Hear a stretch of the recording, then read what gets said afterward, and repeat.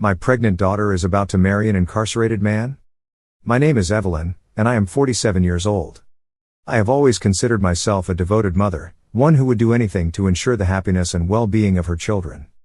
My life has been a tapestry of joys and challenges, woven with the threads of my family's journey. I have 2 children, my eldest, Natalie, who is 22, and my son, Daniel, who is 18. This story, however, revolves around Natalie, my brilliant, beautiful, and headstrong daughter, who has always been the apple of my eye. Natalie has always been a remarkable young woman. From a very young age, she exhibited an intelligence and determination that set her apart from her peers. She excelled academically, earning top grades in school and winning numerous awards. Her passion for learning and helping others led her to pursue a career in dentistry. I remember the pride swelling in my chest when she graduated from high school with honors. Her future seemed so bright and full of promise. After high school, Natalie went on to college, where she continued to shine. She graduated with an associate's degree in dental hygiene and was subsequently accepted into a prestigious dental school. Her acceptance was a testament to her hard work and dedication. As a mother, I couldn't have been prouder. Natalie had everything going for her: a bright future, a loving family, and a supportive partner. Natalie's personal life also seemed to be on a positive trajectory. She had been in a steady and healthy relationship with her high school sweetheart, Mark. Mark was a kind and responsible young man who adored Natalie. They met during their senior year of high school and quickly became inseparable. Their relationship blossomed over the years, and they supported each other through the ups and downs of young adulthood. I saw in Mark the qualities of a devoted partner and a good father. About a year ago, Natalie and Mark welcomed their first child into the world, a beautiful baby boy named Oliver. Watching Natalie become a mother was one of the most profound experiences of my life. She embraced motherhood with grace and dedication, balancing her studies and her new responsibilities with remarkable poise. Mark was equally committed, proving himself to be a loving and attentive father. Their little family seemed perfect, and they even got engaged 6 months ago, planning to marry after Natalie finished her dental studies. However, life has a way of throwing unexpected challenges our way. Around the same time Natalie and Mark got engaged, she began a peculiar new hobby: writing letters to prisoners. Initially, I was uncomfortable with the idea. The notion of my daughter communicating with inmates was unsettling, to say the least. But Natalie assured me it was merely a way to offer companionship to those who were lonely and forgotten by society. She believed everyone deserved a second chance and wanted to make a difference, even if it was just through words on paper. Natalie explained the Pen Pal program to me over dinner one evening. She was animated and enthusiastic, her eyes sparkling with the excitement of doing something meaningful. "Mom, these people are human too. They've made mistakes, but they deserve a second chance, a little bit of hope," she said. I nodded, admiring her compassion but feeling a knot tighten in my stomach. Writing to prisoners was not something I had ever considered, and it seemed fraught with potential dangers. Initially, I tried to dissuade her. "Natalie, are you sure this is safe? You don't know these people, and prisons are filled with individuals who have committed serious crimes," I cautioned. But she was resolute. "I'll be careful, Mom. I'll use a P.O. box, and I won't give out any personal information. It's just letters. What harm could it do?" Seeing her determination, I reluctantly agreed, on the condition that she use a P.O. box for all correspondence. I rented one for her myself, hoping this small precaution would provide a buffer between her and any potential danger. As the weeks turned into months, I watched her immerse herself in this new activity. She would often sit at the kitchen table, surrounded by stationery, writing long, heartfelt letters. Her dedication was touching, and despite my reservations, I couldn't help but feel proud of her for wanting to make a difference. One name began to come up more frequently in our conversations: Jacob. At first, it was just in passing. "Jacob wrote me the most beautiful letter today. He's so articulate and thoughtful," she would say. Gradually, he became a central figure in her letters. She would read me excerpts from his responses, and I could see why she was drawn to him. He wrote with a sensitivity and depth that were unexpected from someone in his circumstances. He spoke of regret, redemption, and hope for a better future. Still, I couldn't shake my unease. As time went on, I noticed a shift in Natalie. She started talking about Jacob not just as a pen pal but as someone who had become important to her. "Mom, Jacob's different. He's not like the others. He's intelligent, kind, and he understands me in a way no one else does," she said one evening, her voice filled with conviction. I could see the spark in her eyes, the same one I had seen when she talked about Mark in the early days of their relationship. It was then that I began to worry that this was more than just a pen-pal friendship. My worst fears were confirmed one Sunday afternoon. Natalie had been unusually quiet all morning, and I could tell something was on her mind. We were sitting on the porch, enjoying the warm sunshine, when she turned to me and said, "Mom, there's something I need to tell you." Her tone was serious, and I felt a pang of anxiety. "I'm in love with Jacob," she said, her voice trembling slightly. "We've been writing to each other for almost 8 months, and I've fallen for him. He's everything I've ever wanted in a partner. He makes me feel special and understood." The words hit me like a ton of bricks. I stared at her, unable to speak, my mind racing with 1,000 thoughts. How could this be happening? My daughter, who had so much going for her, was in love with a man behind bars. "Natalie, this is crazy. You don't even know him. He's in prison for a reason," I finally managed to say, my voice shaking with a mixture of fear and anger. But she was resolute. "I do know him, Mom. We've shared so much with each other through our letters. He's made mistakes, yes, but he's changed. He's not the same person he was when he went in." We argued for hours that day, each of us standing our ground. I tried to make her see reason, to understand the dangers and the potential heartbreak she was inviting into her life. But she was adamant. "You don't understand, Mom. You've never felt what I feel for him. He's my soulmate," she said, tears streaming down her face. In the following weeks, I tried to come to terms with the situation. I wanted to believe that Natalie was just going through a phase, that she would eventually see the futility and danger of her actions. But instead, she became more entrenched in her relationship with Jacob. She started visiting him regularly, taking Oliver with her. The thought of my grandson being exposed to such an environment made me sick with worry. One evening, she showed me photos from her visits.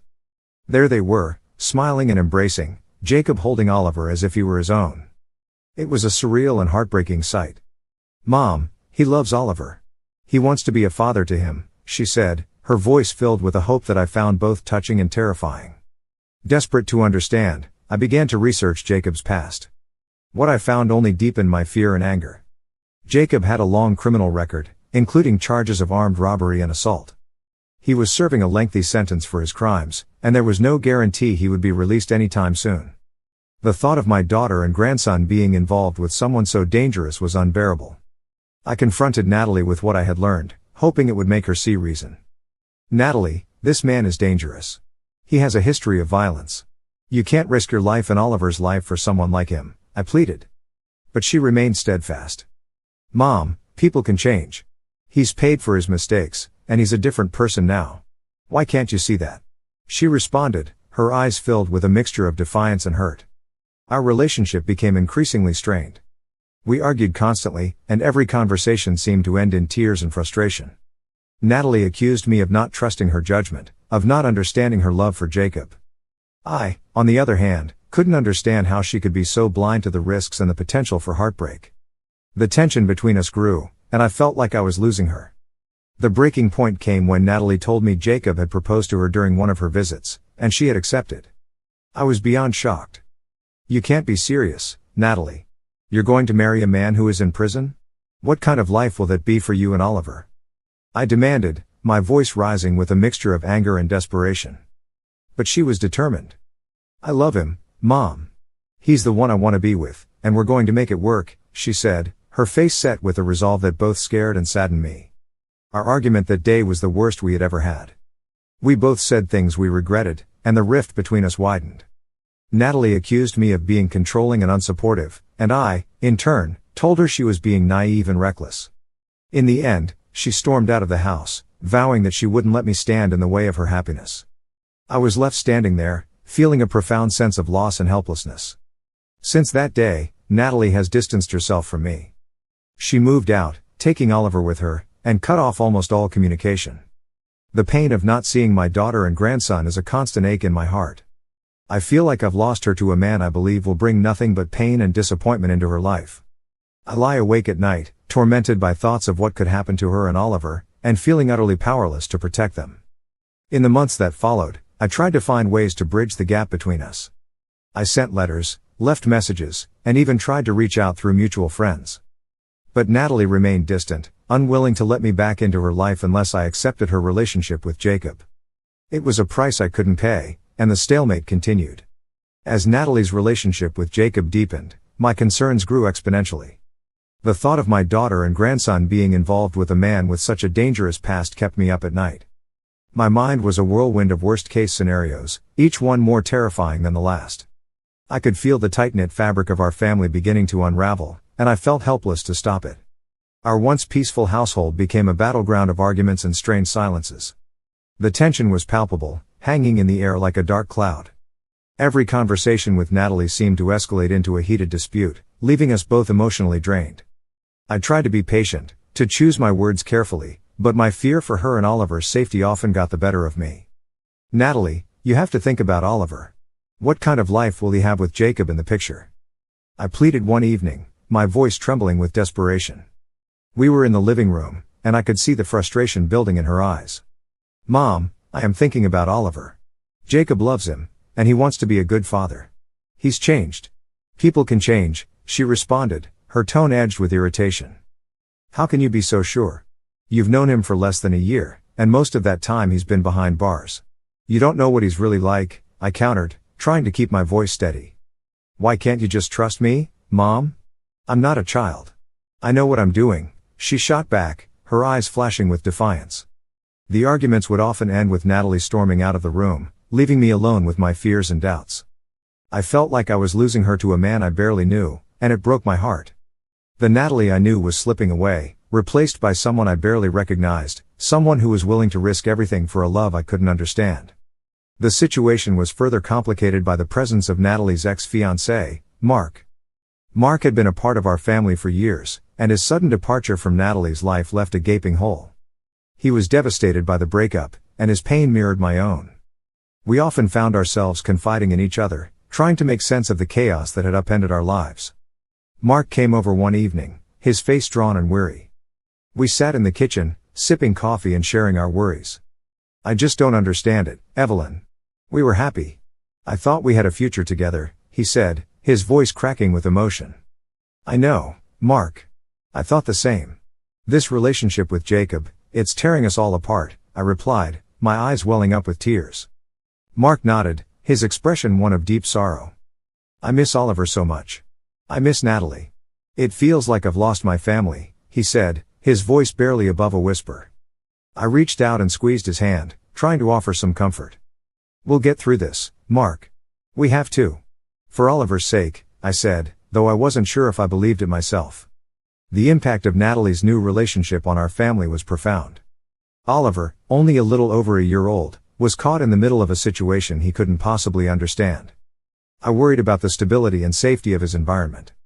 Natalie's visits to the prison, taking Oliver with her, seemed reckless and irresponsible to me.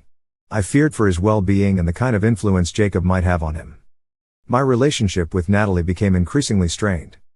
The more I tried to intervene, the more she pushed me away.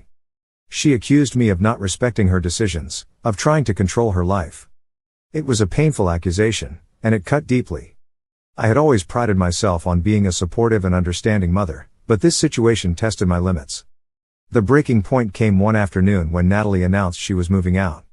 She couldn't stand the constant arguments and the atmosphere of disapproval. "I need space, Mom. I can't live like this anymore.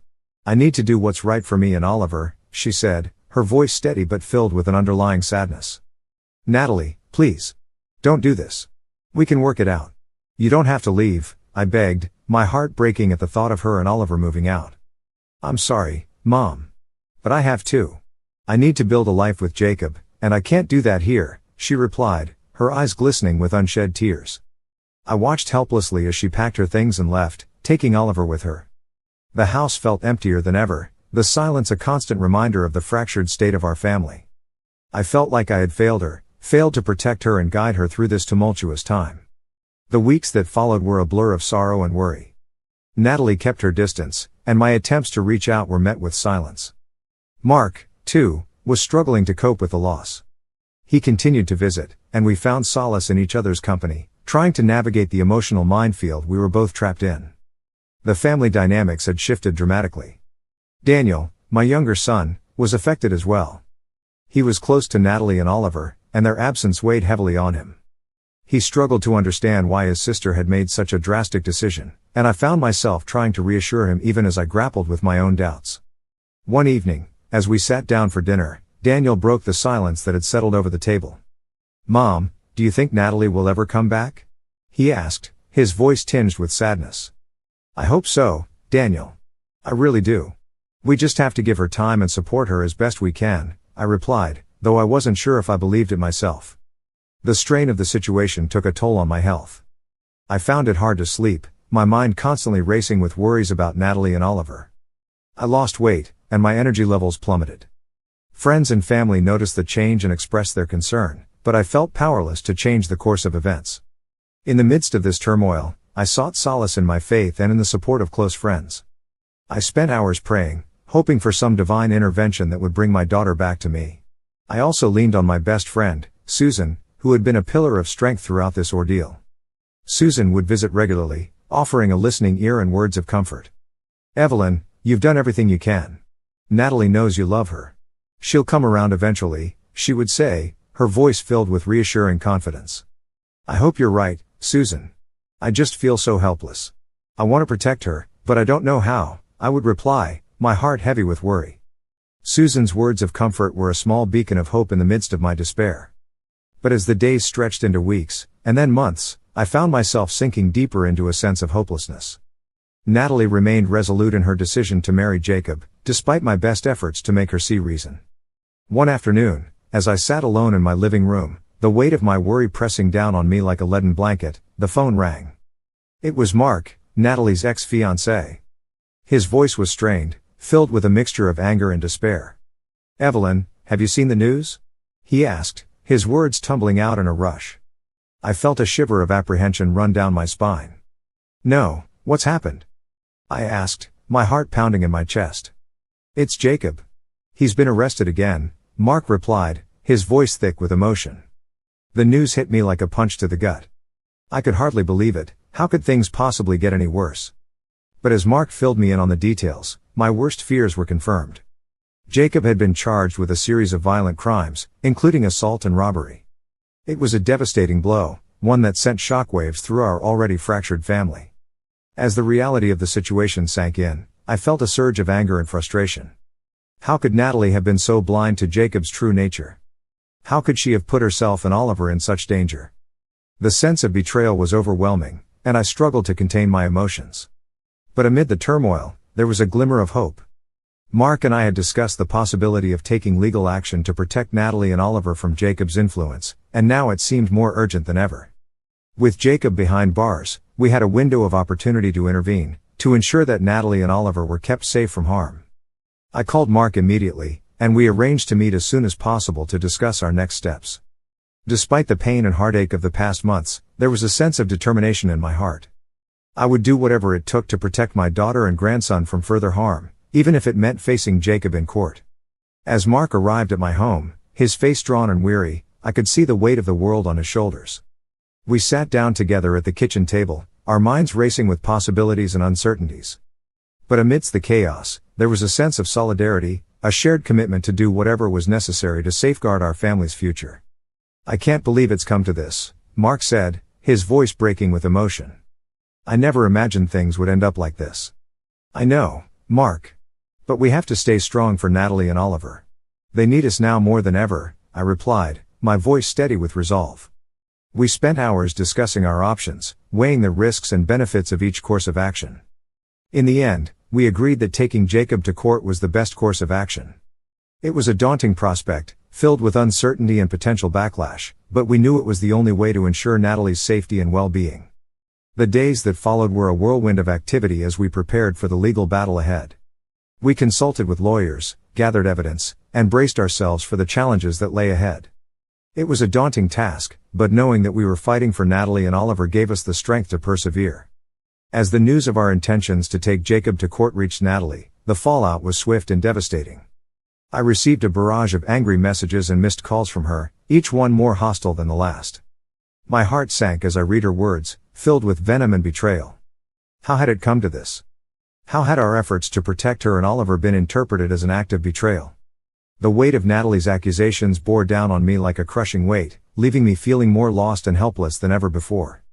I had hoped that our actions would be seen as a desperate attempt to keep her safe from harm, but instead, they had only served to further alienate us from her. In a moment of desperation, I tried to call her, to explain our reasoning and reassure her of our love and concern. But she rejected my calls, refusing to engage with me in any way. The rejection felt like a knife to the heart, leaving me feeling more alone and isolated than ever before. As the days passed, the silence from Natalie grew deafening. I longed to reach out to her, to mend the rift that had torn our family apart, but I didn't know where to begin. How could I bridge the gap between us when she refused to even acknowledge my existence? Then, just when I thought things couldn't get any worse, I received a text message from Natalie. My heart skipped a beat as I read her words, filled with anger and resentment. She cursed me in language that cut to the bone, accusing me of betraying her trust and tearing her family apart. It was a heartbreaking moment, one that left me reeling with shock and disbelief. I tried to respond, to plead with her to listen to reason, but she blocked my number before I could send a single word. The rejection felt like a physical blow, leaving me gasping for breath as tears streamed down my cheeks. How had it come to this? How had our once loving relationship been reduced to this toxic exchange of insults and accusations? As a mother, watching my daughter make choices that I strongly disagree with is one of the most painful experiences I have ever endured. Natalie's decision to marry Jacob, an incarcerated man with a troubled past, feels like a nightmare that I can't wake up from. The thought of her committing herself to someone with such a questionable background fills me with a sense of dread and helplessness. I've tried everything to express my concerns to Natalie, to make her see the potential dangers of her choices. But she's so deeply entrenched in her relationship with Jacob that it's like talking to a brick wall. Every time I bring up my fears, she becomes defensive, lashing out at me for not supporting her decisions. It's a vicious cycle of arguments and hurt feelings that leaves both of us feeling more isolated and frustrated than ever. Now, Natalie refuses to speak to me or allow me to see my grandbaby. The thought of being cut off from them fills me with a pain that is almost unbearable. I love my daughter more than anything in this world, and the idea of losing her over this rift breaks my heart into a million pieces. I've always prided myself on being a supportive and understanding mother, but this situation has tested my limits in ways I never imagined. As much as I want to respect Natalie's autonomy and independence as an adult, I can't shake the feeling that she's making a grave mistake, one that could have devastating consequences for her and my precious grandson. I'm scared for her, terrified of what could happen if she goes through with this marriage. Jacob's past is filled with violence and criminal activity, and I can't help but fear for Natalie's safety. The thought of her being trapped in a relationship with someone who could potentially harm her fills me with a sense of dread that I can't shake. I don't know what else I can do to make Natalie see reason. I've tried talking to her, pleading with her, even begging her to reconsider her decision. But she's so blinded by love that she refuses to listen to reason. It's like she's in a whole other world, one where the dangers and risks are just a distant echo. I feel so hopeless, so powerless to change the course of events. All I want is for Natalie to be safe and happy, but it feels like an impossible task. I don't know where to turn or who to ask for help. I'm lost in a sea of uncertainty, desperately searching for a lifeline to pull me out of this nightmare. Please, if anyone out there has any advice or guidance, I'm begging you to share it with me. I can't bear the thought of losing my daughter and grandchild to a situation that seems so reckless and dangerous. I need to find a way to reach Natalie, to make her see the truth before it's too late. But I can't do it alone. I need your help.